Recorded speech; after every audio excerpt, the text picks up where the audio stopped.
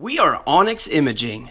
We are the highest rated and most reviewed printer service center in Oklahoma.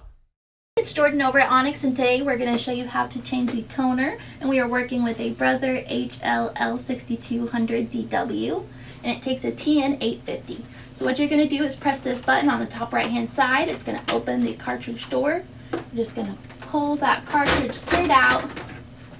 Then you're going to see this lever on the side, this blue lever. Just press that down. It should unhinge your cartridge. Just take your new one and install it right there. It should click in place. Then place it back into your printer. That should also click in place. And then shut your door. And it'll initialize and reset itself. If you guys need any supplies or a quote, give us a call and you have a great day. Thank you for watching. If you're interested in how you can receive free labor on all of your service calls, as well as how to qualify for free printer upgrades, contact us today. We are here for all of your printer and office supply needs.